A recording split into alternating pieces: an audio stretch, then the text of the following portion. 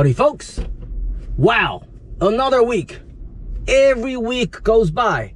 Am I not afraid of catching monkeypox? That's right, what a coincidence! This week, we're gonna be talking about monkeypox. Over the past several weeks, I've been asked by some family and friends about monkeypox, so I've decided to dedicate this episode to monkeypox. I think this is a very important topic for all of us, and I will try to make this topic more general public friendly. Let's go! Howdy folks, this is Dr. Bao. Yeah! The goal of this channel is to make it useful for those of you who might be interested in learning more about a doctor's life. You could be a student, a resident, a fellow, an attending, a parent, or someone who simply loves to information overload yourself. Seriously. Although I do work and am affiliated with some hospitals and med school, what I say does not represent the opinion of any entity except myself. Please like or dislike, hopefully not dislike, subscribe, comment, share, and press that bell icon. Great. So, let's define monkeypox first. What is monkeypox and where is it? It turns out monkeypox is a type of virus. It was first isolated in the late 1950s from a colony of, what do you guess? That's right, monkeys! Now, monkeypox is in the same genus as variola, which causes smallpox and vaccinia viruses. I say this for a reason that we will cover later. Most cases of monkeypox have occurred in Central and West Africa, but outbreak to other areas has happened in the past. For example, in 2003, there was a large outbreak of monkeypox in the United States because of infected prairie dogs that were exposed to imported animals from Africa. Now, I get it. Nobody cares about 2003. Nobody does. So let's get to it. Since May of this year, and this year is 2022, in case you don't know. And if you don't, you should see a doctor. But since May of this year, there has been a global outbreak, meaning we have seen monkeypox occurring in many non-endemic countries. The first cases in this outbreak were identified in the United Kingdom.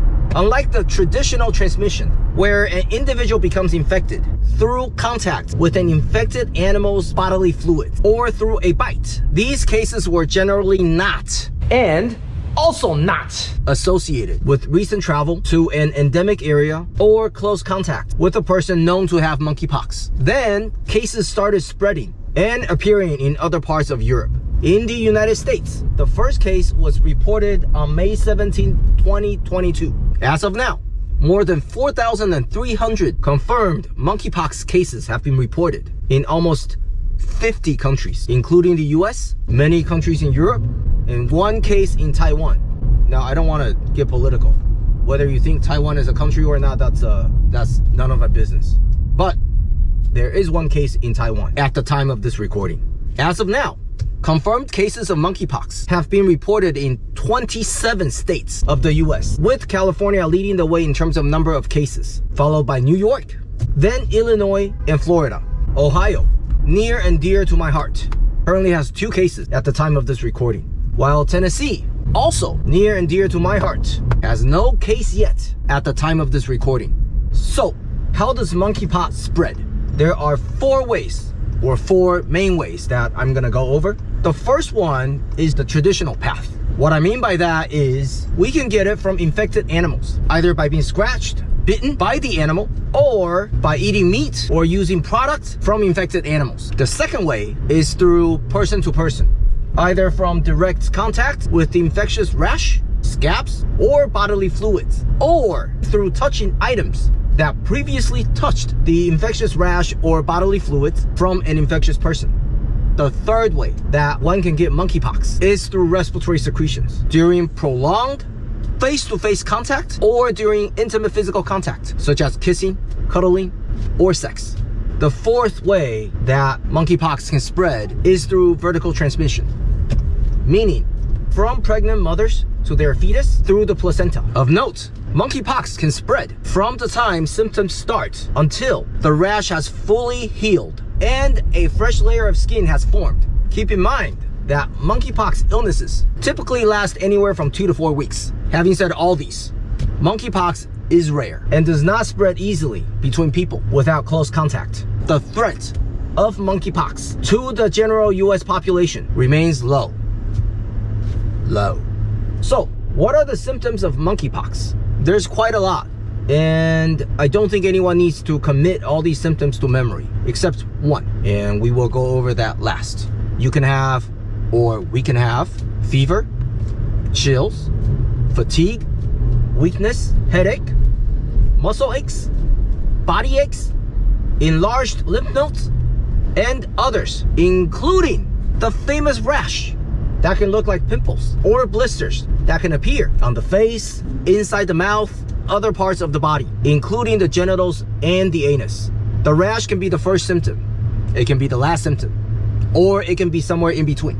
Note again, the rash typically lasts anywhere between 2 to 4 weeks as it goes through different stages before healing completely. Next, what should we do if we were to have symptoms? Number 1, call your primary care doctor and state that you are concerned about your symptoms aligning those similar to monkeypox. Avoid close contact with others, both people and animals, until seen by your primary care doctor or a healthcare professional. If you happen to test positive, which is unfortunate, but if you happen to test positive for monkeypox, stay isolated until your rash has completely healed, meaning all scabs have fallen off and a fresh layer of intact skin has formed. Lastly, how do we treat monkeypox?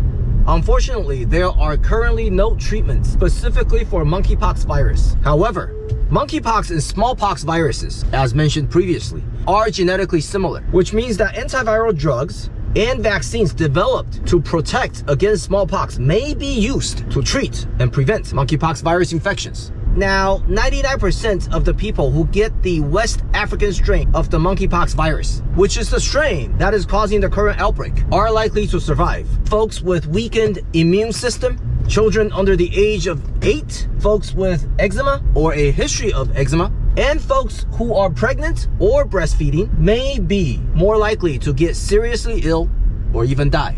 But because most cases, again, 99% of the people who are infected with the current strain that's causing the outbreak are likely going to survive, vaccinations against monkeypox are not recommended for the general public at this time, per CDC. But vaccinations may be recommended for some folks, including those who are close personal contacts of people with monkeypox, those who may have been exposed to monkeypox, and those who may have increased risk of being exposed to monkeypox. If you have questions about medicine or being a doctor in general, leave a comment. Eventually, I will get back to you. For now, I have to go to Costco to get some stuff. Best of luck.